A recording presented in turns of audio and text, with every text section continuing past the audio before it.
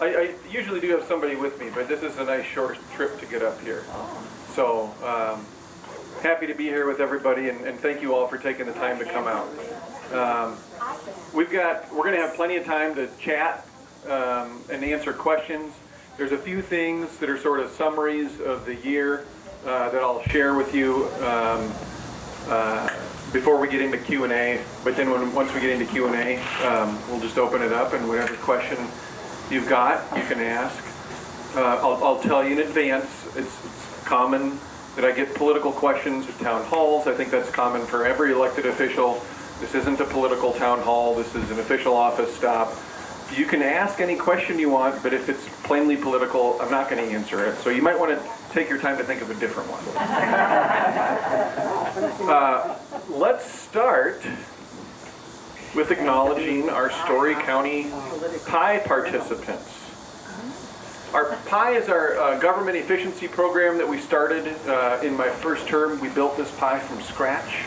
I looked all around the country after getting elected for a government efficiency program that was very simple. It was something that would just give people a checklist of things you could do to save money for taxpayers. Somehow it didn't exist, which doesn't make any sense. The nerd in me, there's a couple of economist jokes I like. One is, an economist walked past a $20 bill laying on the ground because if it was a $20 bill, someone else would have picked it up already. Right? I could not believe that this government efficiency program hadn't already been invented. It's so easy. So the way it works is we just have a checklist, lots of basic things that you can do to save money. We send it out to cities, counties, and school districts every year. We say, hey, check what you're doing for yes and check no for what you're not, and send it back. And it gives them a way every year to sort of check in and say, okay, what could we be doing? What could we add this year? What efforts could we make this year to save money? In a way that's a lot easier than just sort of sitting up and putting up your heels and saying, gee, what could we do? No, we're giving you ideas. You know, we have already done the brainstorming. You just decide which one you want to enact. If they participate, they're automatically entered in our pie contest. The pie contest is effectively a competition among cities, counties, and school districts of all different sizes, for not just for who's doing the best, but also who's the most improved. I think we focus too much in our world on who's the best. I think we should look at who's the most improved. Hard work counts for a lot more, I think, than just performance in and of itself. And for those winners of that contest, I will travel around the state bringing not just a certificate that they can put on a wall, but also an actual pie. I try to buy them local if I can. I hang out for long enough to eat a small slice. And it's really a struggle to do the work in the public sector, but if someone's going to have to eat 6 slices of pie in a single day to serve the people of the state of Iowa, I volunteer as tribute. Without being on a bicycle. Without being on a bicycle. During rag ride. That's right. Yeah, that would make it easier, wouldn't it? Just burning them all off. So our participants are Story County. Thanks to our local elected officials for participating. The Ames and Nevada school districts. So we got folks from the schools here too. So thank you to them. And the cities of Nevada and Ames. So thanks to them too. I'll be traveling the state again later this year I don't know who the winners are, those are your participants. But like the quote goes, 90% of success is showing up. And so those are the folks that showed up and are going through the process and thinking about the ways that they can save money, right? So credit to them for doing that. That program is about 5 years old. It has been copied in 2 states. We have over 500 participating entities every year, typically from all 99 counties. Safe to say it is a hit, and we're proud of it. A couple of other things this year that are a little bit different that I want to get into. We're going to talk about making sure there are open pathways to public service for people who haven't gone to college. We're going to talk about protecting an Iowa investment, and we're going to talk about property taxes. Now I've said all 3, which means if I forget one, you can help me remember it. The first one, this is some work that we kind of started in our office 2 years ago. We decided to start taking people with a 2-year degree to work in the auditor's office. Same pay as if you had a 4-year degree. We just looked at the situation around us and said, hey, there's a lot of really talented Iowans who are hardworking, who are smart, who made a very common sense, focused decision to get a 2-year degree instead of a 4-year. And we should want them to work in the office of the taxpayer's watchdog. They got a job that pays them just as much in half the time for probably less than half the money. Sounds like a watchdog already, right? Good for them. And we should recognize that sort of thinking and want it to be a part of our office, right? Doesn't mean that any one kind of thinking runs the show. In fact, that's what I want to avoid more than anything in the auditor's office. It's why we have a senior leadership team that I put together in 2019. There's a Democrat, an Independent, and a Republican, including 2 people who had made campaign contributions to my opponent, right? I don't want to have groupthink. I don't want to make decisions by only thinking one way, because I don't think that those decisions end up being the best ones. I don't want to have conversations about whether or not something's good for a party. I want to focus on, where'd the money go? What do the facts tell us? What did we do when we had this situation 6 years ago, right? Those are the important questions to figure out how to do our job. And so when we're talking about having people with a different mindset who think that a 2-year degree was the right choice for them, I'm going to agree with them, and I want them to be a part of our decision making and a part of our team. So we did that 2 years ago.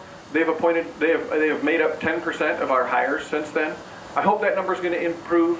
I think that's pretty good considering, we're up here at Iowa State every year for job fairs. We've had long-standing relationships with people on the accounting staff here because we've always recruited from here. As we build those connections at community colleges, my guess is that the number of people we're hiring from community colleges will go up, right? And we're doing this in part because there is a nationwide shortage of accountants and auditors. Everywhere around the country you look, audits are taking longer for both the private sector and the public sector. Private firms and government offices are both struggling to hire. And this is one thing we can do to help alleviate that problem. But here's what we did this year. There's all kinds of other work that needs to get done for taxpayers that also has the same problem, right? Number one problem for our economy in the state of Iowa is workforce. You go everywhere, you talk to almost anybody, and they'll tell you the same thing. And so there's work that needs to get done for taxpayers, right? And the question is, do we want those people who had got that 2-year degree to do it? The answer is yes, of course we do. And so what we did this year was work with a nonprofit called Opportunity at Work. They have done this kind of work all around the country with elected officials from both sides of the aisle, trying to eliminate what they call the paper ceiling. Just the fact that there are really talented people out there who see a job that they know they can do, but it says 4-year degree required or 4-year degree preferred, and they go, well, you prefer not me, and so they don't bother to apply. We're shorting ourselves. There are lots of people that, as Opportunity at Work puts it, are stars. S-T-A-R, skilled through alternative routes. The 3 most common are the 2-year degree, which we already talked about,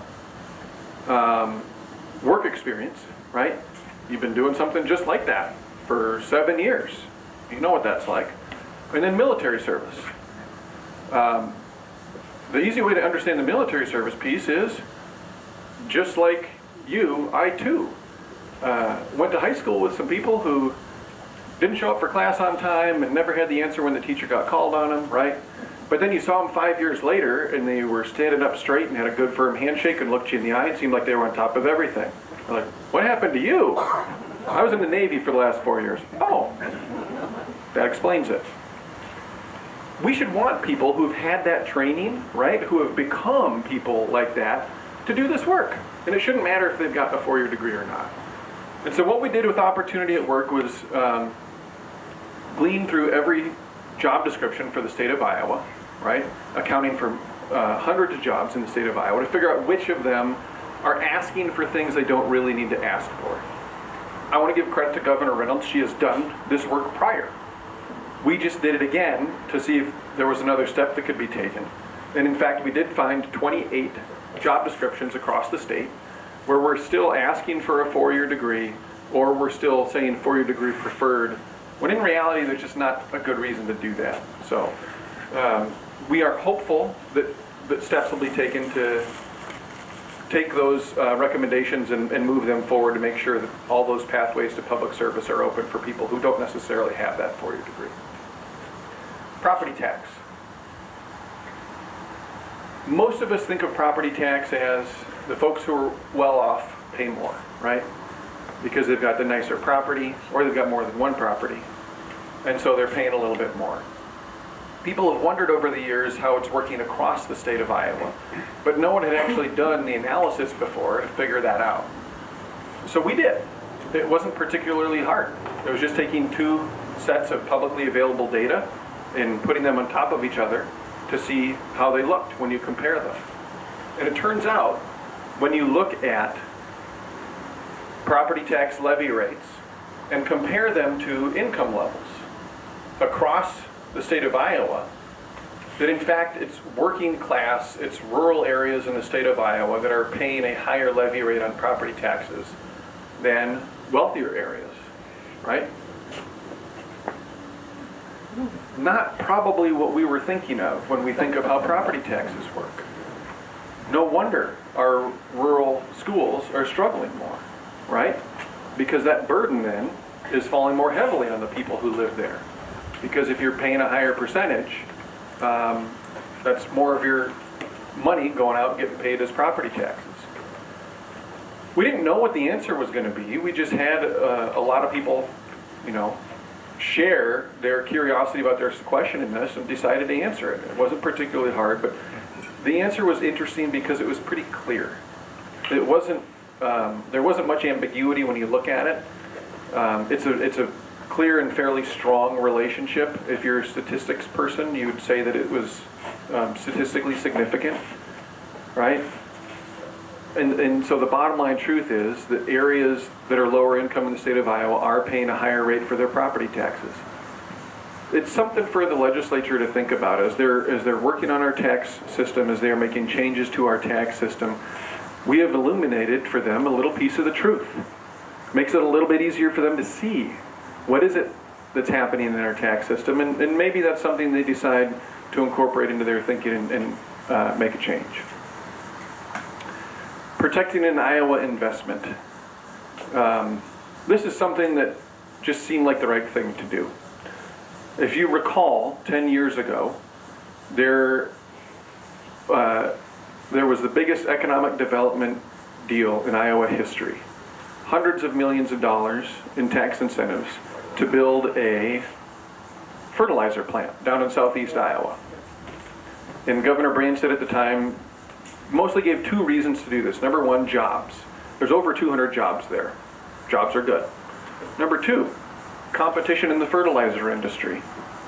Sign me up. There's two things where I agree with Governor Branstad, right? The fertilizer industry is very heavily concentrated. There's really 3, maybe 4 players in it. And when there's only that many, it's a lot easier for them to squeeze farmers. And if they're squeezing farmers, those costs are getting passed on to make higher costs for everyone else, too. So this has been a problem for a long time. It's still a problem today. But one of the reasons stated to build this fertilizer plant with this public investment was to help improve competition, because this is going to be a fertilizer plant that wasn't owned by one of the big guys. So it would help with competition. Fast forward 10 years, who do you suppose it is that's proposing to buy the plant? One of the big guys, right? And so here we are in this situation where if that sale gets approved by federal regulators, all of those tax dollars of ours that were invested in this deal would be flipped on their head. And it would go, actually, to the point where our tax dollars are being used to increase consolidation in the fertilizer industry. Our tax dollars are being used to make it easier for prices to get higher for fertilizer and prices to get higher for everyone else. That's bad. So, what can we do about it? Most of the folks who are looking at these issues are lawyers and economists, right? It's the Department of Justice Antitrust Division, it's the Federal Trade Commission that are going to decide whether or not they approve this sale. we wanted to make sure that they were thinking about this other aspect of it, right? That we had invested hundreds of millions of dollars as a state to say, we want to have more competition and we want to have lower prices. And the way to do that is to make sure there are more competitors, more people selling fertilizer.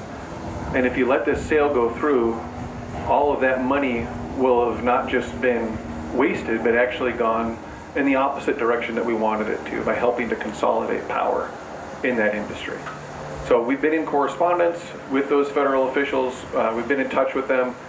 I'll probably know the decision the same day you do when we read about it in the newspaper, is my guess. But we felt that that was an important thing to weigh in on, because we're the taxpayers' watchdog, and no one else is really talking about the fact that there was a lot of public money invested into that plant. Hard to talk about an annual update with the auditor's office without also talking about the restrictions on our ability to find waste, fraud, and abuse. These are new restrictions. A year ago, you may recall that the legislature passed and the governor signed a bill that created 8 different categories of documents that state agencies are now expected to hide from us. They're not expected to give it to us. I'm sure a lot of you are thinking, can I do that if I get audited? Because it would be nice, wouldn't it? But no, you can't. Rules for thee, but not for me. Right? They don't want to have an auditor that can do the job. They don't want to have an auditor that can ask tough questions. And so not only have they created all of these documents that they now expect to not provide to us, but they also took away our access to Iowa's independent court system. Now, instead of being able to go to an independent judge who has their job, unless we all don't retain them, they get to keep their job, they have to go to a panel of 3 people, 2 of whom answer to the governor. How do you suppose that panel's going to work out? Right? You don't need the 2-year degree in accounting to figure this one out. There's 1 person from our office and 2 people that ultimately answer to the governor. Not going to go so great. I forgot, there's 8 categories. There's also a 9th that's anything else that we might decide we want to have privacy for.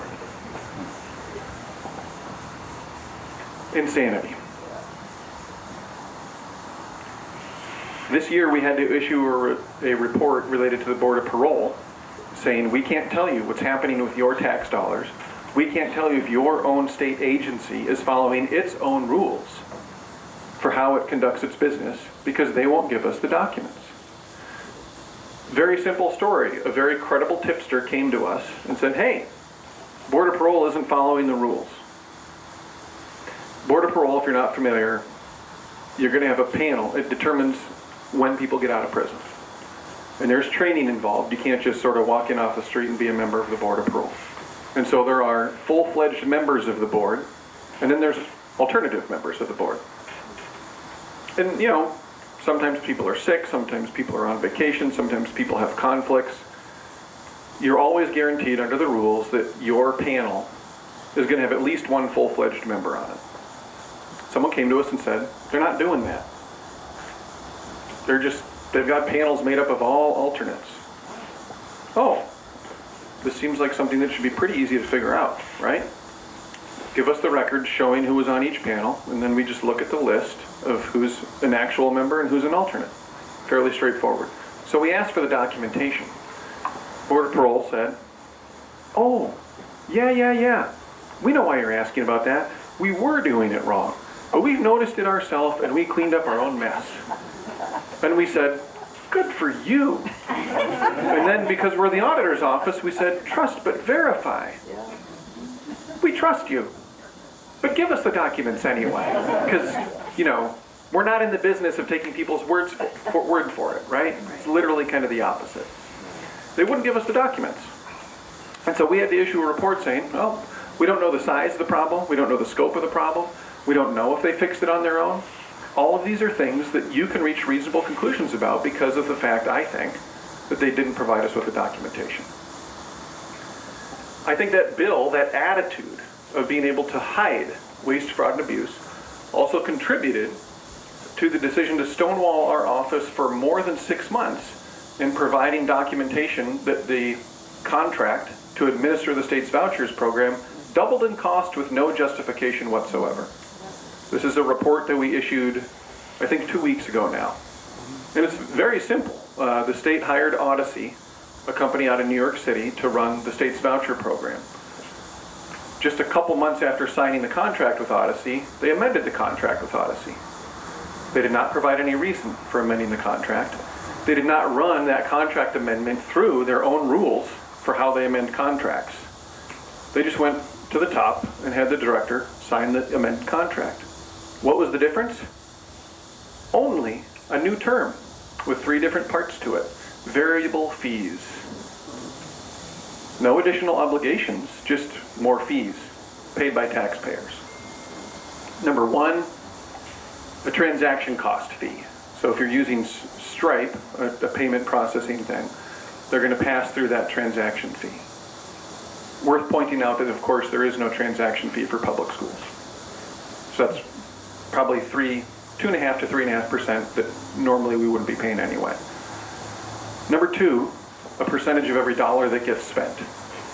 It's a small percentage, but it's a whole lot of money going through the program, so that adds up a lot. And number 3, 25 cents for every transaction on top of all that. So the more transactions there are, the more quarters get paid to Odyssey.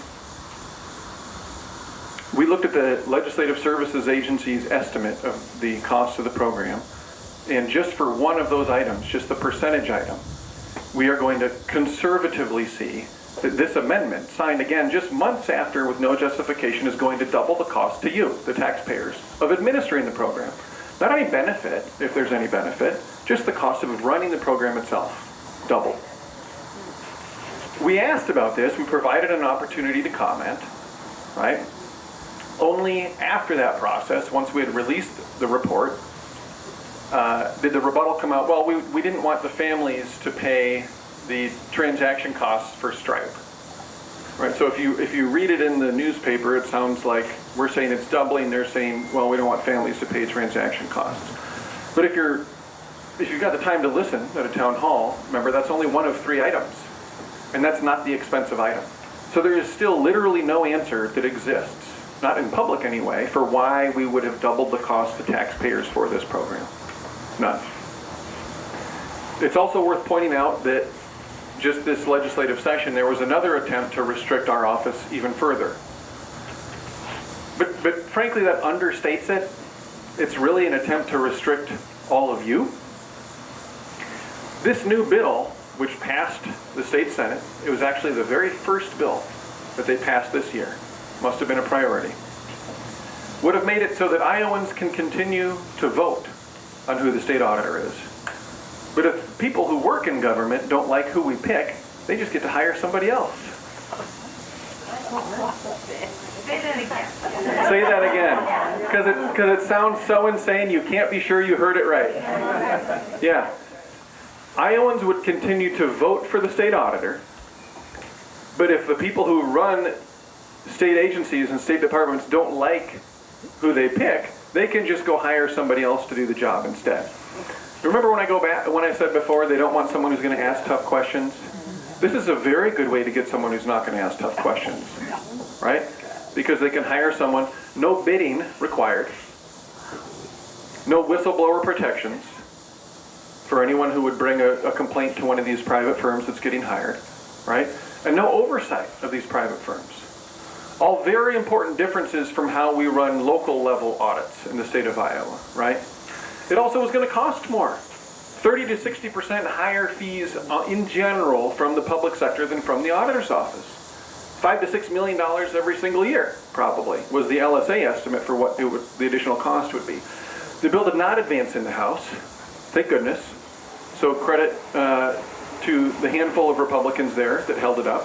And I do want to say credit to the Republicans, too, who held up or who at least voted against the bill that encourages state agencies to hide documents from us. Even though it passed, there was bipartisan opposition, so credit to them. But this bill, they were reaching so hard for any reason to try to make it sound like it was a good idea that they said, well, this is just how the public integrity system works for our neighbors in Illinois. Ask someone from Illinois, they would tell you Illinois public integrity system is an oxymoron. I think it's something like 4 of the last 8 governors have gone to prison in Illinois. If you talk to academics who study government corruption, they will tell you consistently in the top 5 for most corrupt states, right? The joke in Illinois is that every governor gets 2 terms. 1 in office, 1 in prison, right? So if you're proposing to change something in the state of Iowa having to do with public integrity to make it look more Illinois, you have just told me why we should not do it. Simple as that. Again, why are we doing this? This shouldn't be complicated. We want checks and balances. We want someone who makes sure that people know when they're handling your tax dollars that there's someone watching them. I still go back to my first year in my first term when I got 2 stories passed along to me, both of which made me feel like I could take a vacation. One was a guy who's on the other side of the aisle, who's been an elected official, who's a state employee, from rural Iowa, who said, I've never seen more middle managers and bureaucrats worried about the state auditor's office than I have now. I think I can take a vacation. Keep worrying. You're right to worry. We are going to be more assertive. Another one passed on by a friend of mine, from someone that was talking to them that didn't know that we had worked together. Said, well, this is in my first year. You know, we used to make these purchases in my state agency that we knew were illegal. And I'm not suggesting criminal, just not in accordance with the law, right? But we quit making these illegal purchases because it seems like the new state auditor is more willing to call us out for that. I felt so understood. Like they got me. You know, yes, I want to call you out for that. Please don't do it, but please know that if you do, I will call you out for it. Right? So that was the message that had been sent, somehow, very quickly, in my first year. And what have we seen as a response? I mean, we uncovered more misspent money in my first term than anyone ever had before. The response was, let's make it harder for them to uncover misspent money. I wasn't expecting a raise, but to make it harder just hurts Iowans. People work hard for their tax dollars. They work hard for every dollar that they pay, right? Every dollar that they make. And we shouldn't be enabling waste, fraud, and abuse. What are we telling people who handle tax dollars when we say, hey, here's a list of places that's hard or impossible for the auditor to reach, right? We're like, so is that a menu? Do I understand you correctly? Those are the places that I should focus if I'm going to commit fraud, right? What are we telling them when we try to propose a bill that would allow us to vote on who's going to have a title but not who's going to actually do the job? I didn't run for office to sit in a swivel chair in a nice office in the Capitol building, right? And having people's vote have meaning in an office like State Auditor is really important because of the fundamental grounding in checks and balances that this office represents, right? You want to go to one of the most American ideas ever, it's checks and balances. There had been a king. You're probably familiar with his story, right? And the king could just do whatever the king wanted. And a bunch of crazy people over here were like, we don't think this is working very well. We think that we could actually probably think of a system where if we set up the structures right, is going to do a better job of protecting us and protecting our freedom and allowing prosperity than having just one guy who decides everything. A lot of people thought that that idea was crazy, but that idea won the day. Why would we go backwards? Checks and balances are a crucial piece of the American Constitution. They're a crucial piece of the Iowa Constitution, and an attack on the state auditor's office capacity to do its work is nothing less than an attack on those things. So I'm trying to think if I've got anything else that I need to go through. I think that's kind of a summary of the year for the most part in terms of some of the more notable events that we had this year. So let's go to questions. Mr. Quirmbach. Senator Quirmbach. Yes, thank you for your work on the Odyssey company, the one that handles the transactions for the voucher program. I wondered if you could comment a little bit about the voucher program more generally, and specifically what it's likely to cost us this next year, and also from an auditor's perspective, what kind of oversight there is of the private schools once they collect the tuition that's paid for by the voucher. Yeah, and that's the piece of this that, from an auditor's perspective, is the most pernicious. Here's the way this program is structured. You are required, if you're participating, to first pay every dollar that you have to cover tuition. Meaning if your tuition is $10,000, all of the money that you're getting is going to tuition. If your tuition is $5,000, all $5,000 is going, or $5,000 is going to get covered, and then you're going to have the other $2,500-ish to spend on other qualified educational expenses. The restriction to spend the money on qualified educational expenses only applies to parents. Ironic for a piece of legislation that has talked so much about parents. Once that money is paid as tuition, as the vast majority of these dollars are going to be, it's basically the Wild West. Anything on God's green earth that a private school wants to use that money for, they can do legally in the state of Iowa, and you and I are probably never going to find out. There's one thing that they can't do. They can't pay a rebate. So you can't say, hey, look, tuition for you is $7,500, but we'll give you $2,500 back once it's paid, right? That's a good rule. It shows that there is the capacity to create good rules, right? A very reasonable set of rules that I would suggest would be all the same rules that Iowa public schools have to follow. Why would we let private schools spend money on things that we think it's inappropriate for public schools to spend money on? I have yet to hear an answer to that question. There was this moment, I may have told this story before here, I'm not sure, but it's really quite telling. When I realized that there was no restriction on how the private schools would spend this money other than the refund rule, I went to one of the main lobbyists who was pushing for the bill, and I now feel like this was so naive of me, but I thought, well, who could possibly be in favor of tax dollars getting spent with no accountability? It must be a mistake.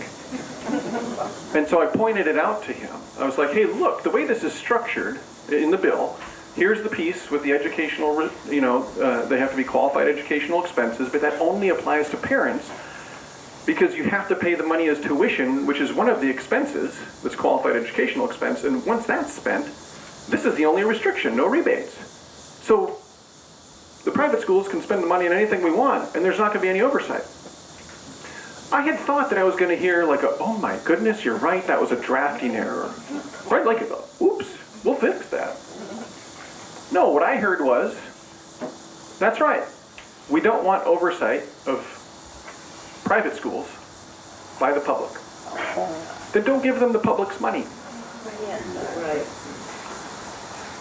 This, again, folks, having a good auditor, having someone who's assertive, who doesn't shy away from asking the tough questions, is important because it helps people know that they should stay on the right side of the line. What are we doing for private schools across the state of Iowa when we say, hey, here's a bunch of money, no audit requirement, no public meetings requirements, no public records requirements, no restrictions on how you spend it, no right even for the parents to know how the money gets spent? Because I hear that reply a lot too.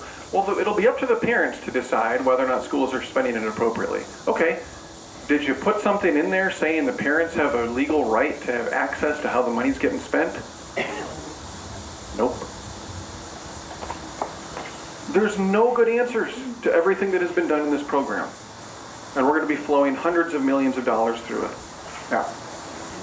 Yes, you? Okay, follow-up question. And this deals with, freedom of the press, I guess, or something like that.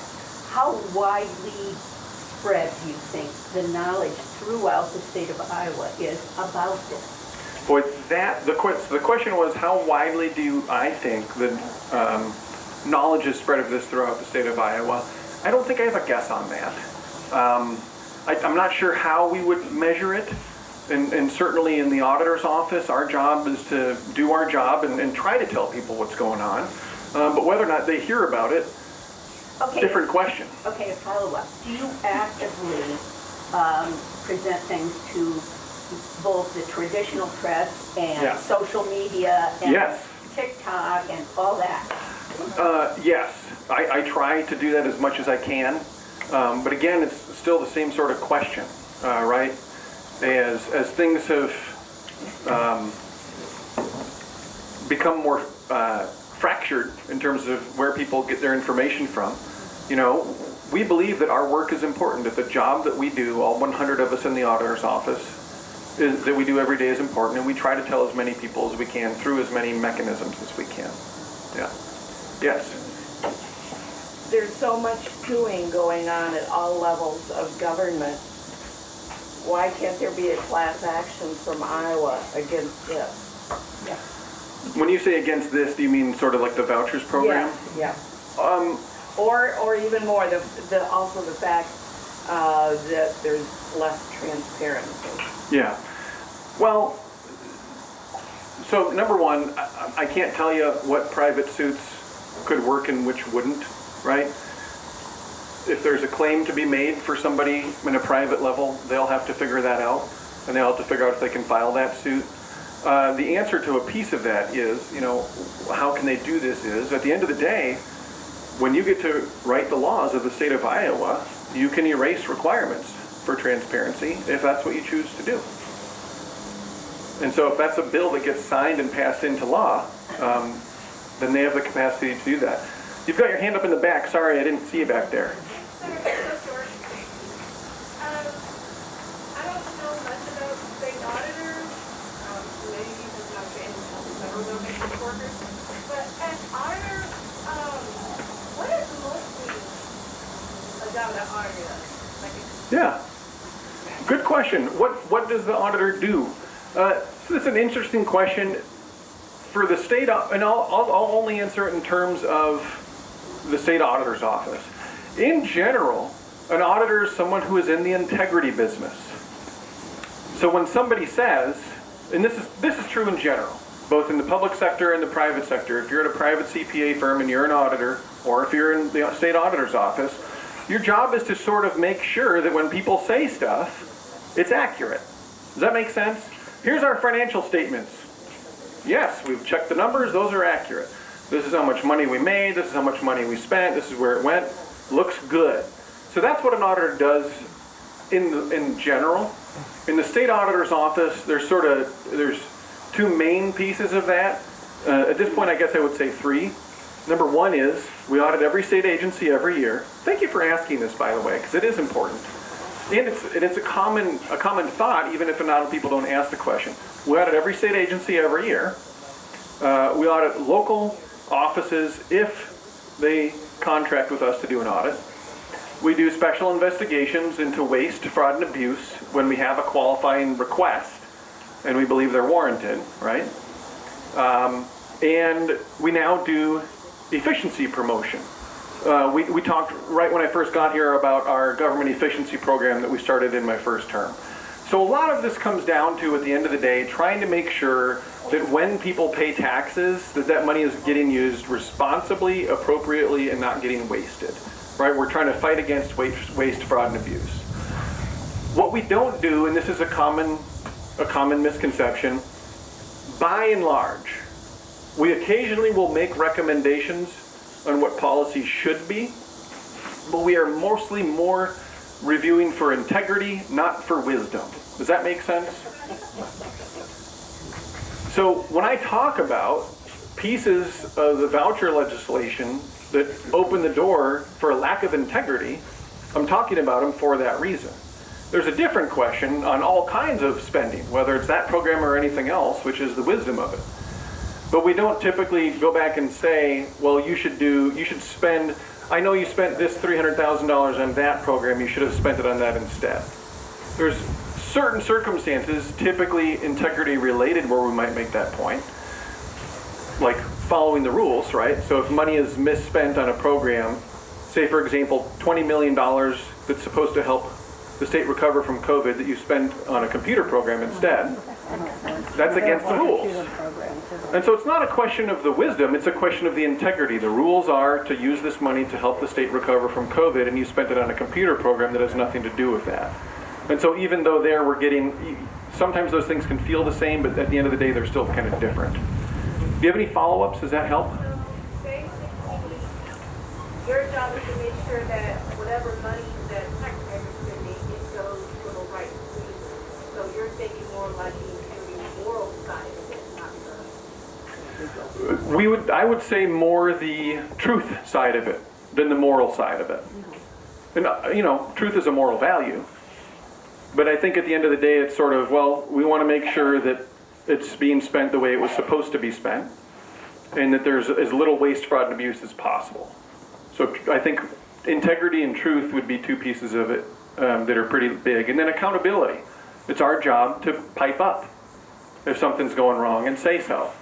A lot of people don't like doing that. A lot of people, when they see something that isn't right, they just want to ignore it, put their head down, and pretend they didn't know, right? It's our job to be the one that speaks truth to power, and that says, no, that's not what you're supposed to do, even if it means that people get upset with us, which they do. Not for any good reason, just because sometimes the truth hurts. I'll go to the back first. Yeah.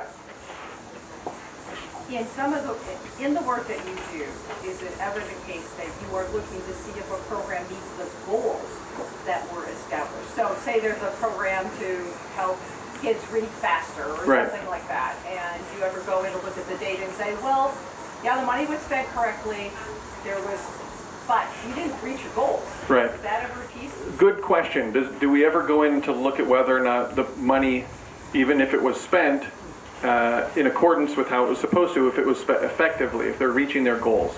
I would love to do more of that. We do it sometimes. It's mostly a capacity question. Like I said earlier, shortage of accountants all over the country. So it's tough to find the people to do more of that work. But we did not that long ago look at a tax credit program. There's so many of them, and they almost always include the word jobs. And so it's hard for me to, I should know which one it is, but I don't. But we dug in to see if this program that was intended to create new jobs was creating new jobs. And we found that there was no ability to say that the jobs were actually new jobs because of the way the legislature structured the program. And so effectively what it came down to, if you want to break it down, is this. If your factory has assembly line A and B, you can put in a tax credit to build assembly line C. But we don't, under the law, do a good job of actually making sure that A and B are still running. So we're not actually sure that you're not just taking that money from the state to move assembly line A and rename it assembly line C. Most interesting about that is that that was a repeat finding from when we had looked at the same program 10 years earlier. You in the pink. So who and why are the people that are trying to restrict your availability of jobs? Who's benefiting from that? And I mean, it's common sense that you want to have truth and you want to have honesty and check. The question was who and why are fighting this and who's benefiting. Well, certainly with the contract doubling, Odyssey benefits, right? I can't tell you whether or not they're a piece of advancing restrictions against our office. The bottom line is it's people who don't want accountability, right? And we don't need to name names, but it's people who have positions of trust and power who don't want to, when bad things inevitably happen, have to hear about it or have you know about it. Because, folks, guess what? Whether a state is run by Democrats or Republicans, you know what you find there? Problems. I don't think I need to repeat myself on that, but that's a good line, so I might repeat it at my next town hall. The purpose of checks and balances and the separation of power is to try to minimize problems, right? To try to minimize temptation. But it is a natural human inclination. If you give people in a position of trust and power the ability to hide wrongdoing that they're responsible for, they will take you up on that offer. They'll study how to do it. They'll study how to do it. Yeah.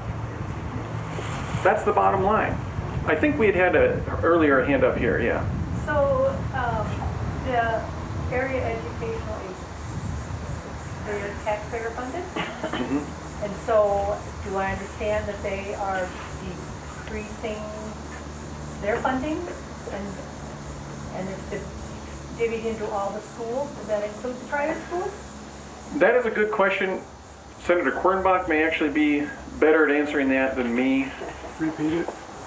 The AEAs do provide some services to the private schools, to the kids who need those kinds of services. And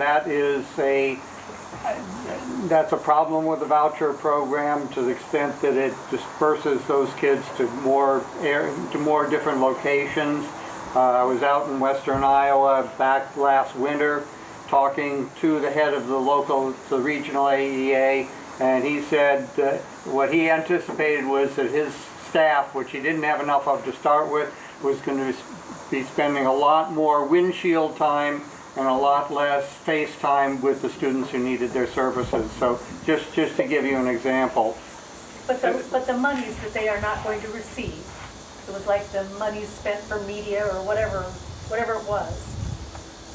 It was said they can decide to pay their teachers more or whatever. Yeah, I think Remember this? that piece of it is limited to the public schools. To I public, might be wrong okay. about that, but I believe that that's the case. Just the public, okay. Yes, sir. After listening to you and all of this, I'm wondering if the Iowa public records law still exists, the way it can be. Sure.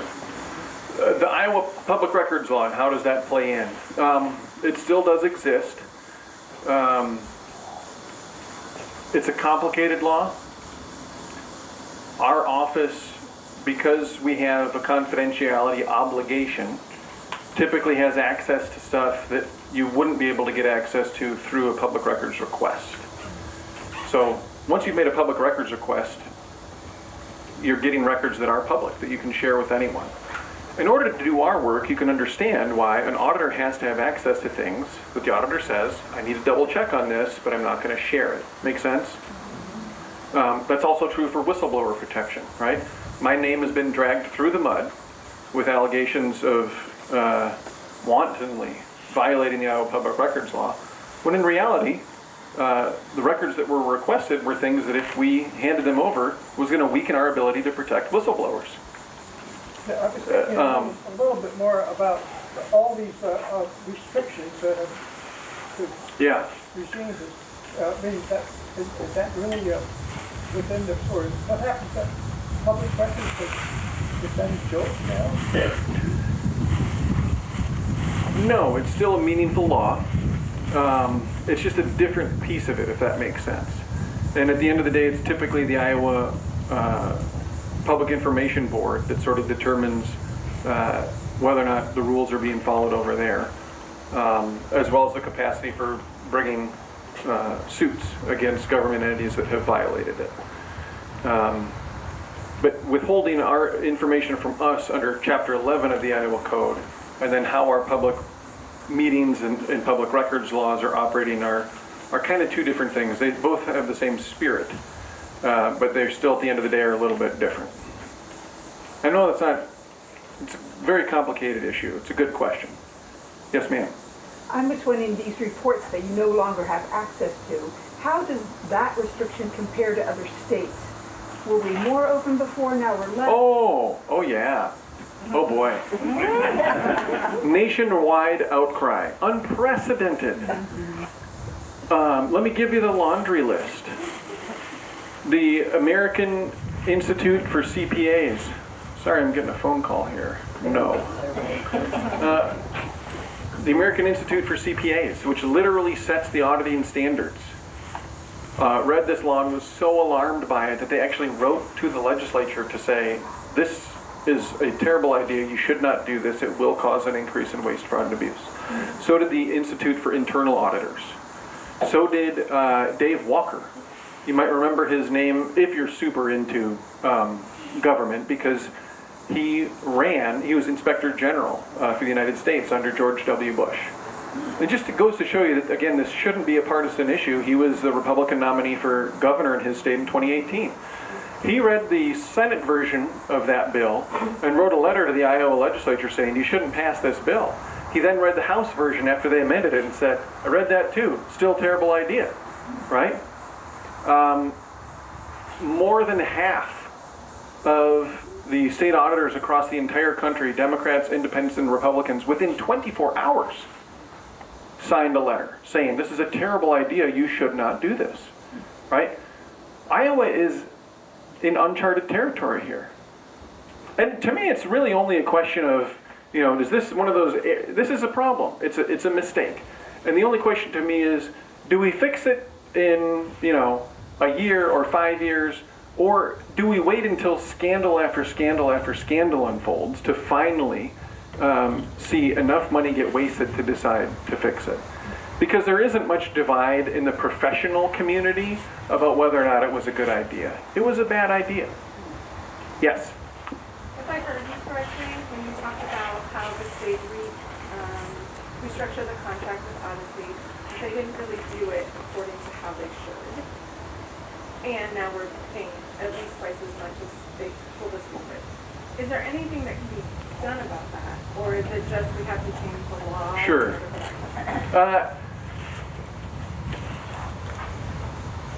Generally speaking, the capacity to enforce the state's contracts is up to the administration or the Attorney General.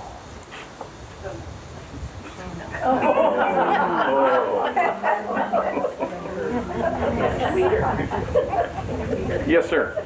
A question about this whole thing. Is there any case to be made about it may be a violation of the Iowa Constitution where you've got the governor's office, you've got the legislative branch,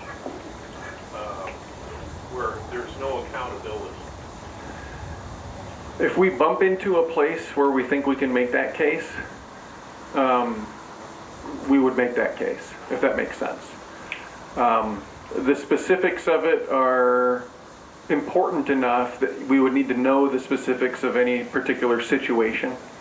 So lawyer speak would be, we don't think that we could do a facial challenge, that no matter how you use this, it's unconstitutional.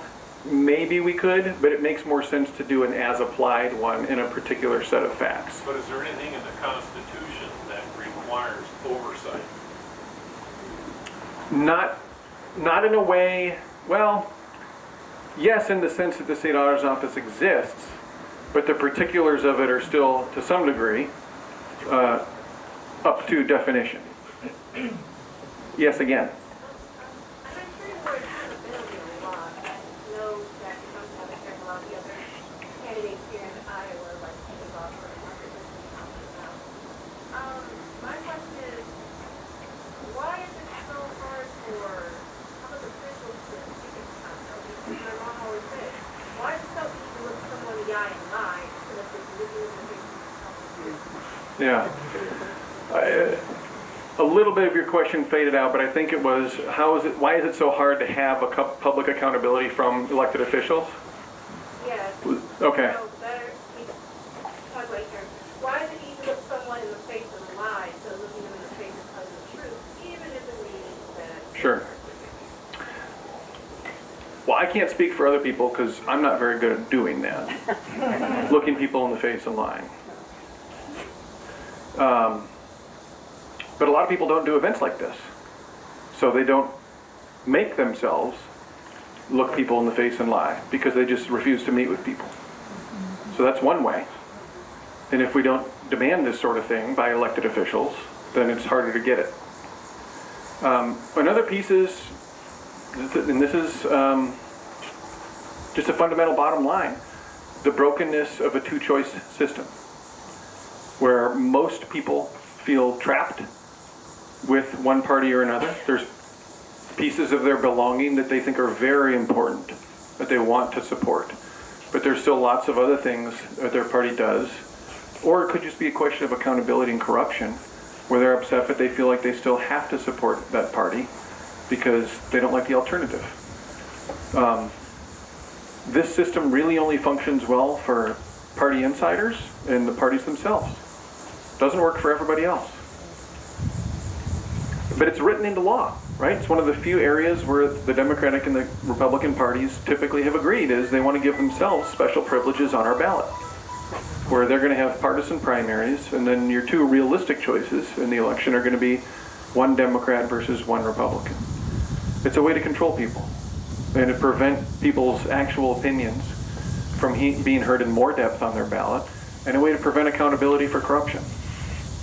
Because you can say to somebody, right, well, look, I may be a thief, but my opponent is a thief and a murderer. Vote for me. And then we say, well, okay, but will you please stop stealing our money? And just, well, I don't think I will, because it works great for me, and you're probably going to vote for me anyway, because you don't want to vote for the murderer, so no. And then what do, right? Until we have a system that gives us more choices, it's hard for us to have more accountability. Ranked choice voting would help this? Sure would. What? Yeah. I didn't hear. You had your hand up there. Sometimes spending money wrongly is waste. Sometimes not spending money is also waste, Sure. right? And it seems to me the EBT summer program, which we didn't spend money on, is a case where we wasted a lot of money. We lost money. Is there any way that you can do anything as a state auditor in those instances? I understand the harm went to the families, not to the state. Right. No, I don't. Again, that's sort of one of those integrity versus wisdom distinctions. Explain context. So the question was about the summer program where the governor rejected $29 million from the feds that would have helped feed hungry kids. Let's acknowledge that she set up a $950,000 program, competitive grant program instead. But once we've acknowledged that, let's talk about how silly that is as a replacement. A competitive grant program requires busy people who work in our public schools to fill out more grant applications. It also gives control over who gets grants to government insiders. And it's about $1 for every 30 to actually feed hungry Iowa children. Big picture. The claim was made that, well, childhood obesity is a problem. It sure is. One of the things that is abundantly clear is that lower income kids are far more likely to be obese because, guess what? The cheapest foods are also the ones that are the least healthy for you. Right, and most advertised. And most advertised. But if we made those funds available, those kids would have an easier time buying healthier foods, and those parents would have an easier time buying healthier foods. Right. Anything that the auditor's office can do? No. I can talk about the fact that, again, integrity. Are we making a decision here to try to feed hungry children? Okay. Well, more money will feed more hungry children than less money. So if we're going to do it, there's also another piece of this. That was federal money. We're impoverishing our state on purpose And we've already, well, it's our. by rejecting that money. Well, it's our fair share. People out in Washington, D.C., you can talk about the wisdom of their decisions. There's plenty of room for debate there. But they decided, hey, we're going to do a program to feed hungry kids. Iowans work hard. This is the allocation for the state of Iowa, right? We should want our fair share. We should not want to be left behind. Because when that $30 million comes into the state of Iowa, it stays here for a little while. And that's a little bit more for all of us. Does that mean, look, the amount of spending in Washington, D.C. is a problem. But again, the decision's already made. The only question here is, are we going to take that $30 million that's Iowa's fair share to feed our kids, or are we not? Someone gave me we are over time, but we still have a lot of hands, and I don't really mind going long. But if anybody wants to leave, you're not going to be offending me. My experience is whenever somebody bends or breaks the rule or does something under the table, there is a benefit to be had. Especially in the case of the school voucher program, you have the authority to go back and say, gee, who may have benefited outside of Odyssey in the decision with the contract? Our official office mission wouldn't get us into those questions. It's a good question to ask, but it's just not something that is within the role of the state auditor's office. Whose office would it be? Because it's an important question. Yeah. I think that is a good important question. Would that belong to the Attorney General? I mean, it might belong to the Attorney General. It also might belong to the Iowa Ethics and Campaign Disclosure Board, right? It depends a lot on the facts and the specifics of it. Yes, in the back. Yeah, what was the question? The question was, it's kind of questions of general corruption. What about because, the auditor's office is looking at the spending of public money. Well, what if the integrity of the spending of the public money is being influenced by outside players, and who's looking at that area? Yeah. Yes. So I worked for the state government, and I was in a position of oversight for a federal program. And if somebody chose to not give us their records to prove the money that they were requesting from us, they could not participate in it.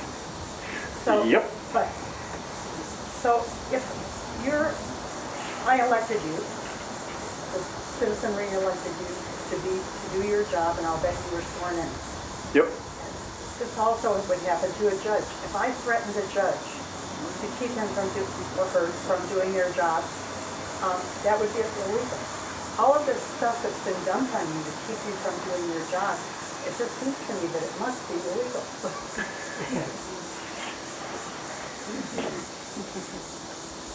When you can write the laws, you get to decide what's illegal and what's not. One of the points that this lovely lady made was about she had worked in administering a federal program, and if you didn't follow the rules of the program, you might not get to participate anymore. We have a real risk of that with this law. The feds require audits. If they end up at some point denying us access to money or the records that show the spending of federal dollars, the federal government could say to the state of Iowa, well, we're not giving you those dollars anymore. The Legislative Services Agency, in their report, pinned this at $12 billion per year that come into the state of Iowa. Wow. That's a lot. All right. One more hand in the air there. You, yes. Yeah. Just recently, there was an article in the paper about the different division levels now in the AEA. And the director, I think the new division director, her title is division administrator of state ability. Does that leave you out of the picture then? The easiest, so the question was about with AEAs being sort of reorganized, and there's someone in there whose title is about accountability. Does that leave us out of the picture? I don't believe that it should, but a lot of this stuff comes down to when the rubber meets the road and we start doing our work and finding out how much resistance is laid in front of us, if that makes sense. So we're gonna try to keep doing our job. We're gonna push hard to do it, right? But, stonewalling is the thing that we have had to deal with. I want to give credit to an auditor in our office named Erin. She was the one that figured out that she should ask for the contract amendment with Odyssey. She was the one that kept asking for it, right? And we talk in our office about this a lot, right? We need to do our job. And if someone says no to you, if you have a good basis for what you're asking for, then you should be asking again, and we should be talking about the fact that we don't get things. That doesn't mean that that's what happens in every situation. But I want to lift her up because she did the right thing, and by being persistent about it. And the expectation is in our office that we're always going to be persistent about it. Thank you all for coming out. Really good question. Appreciate it.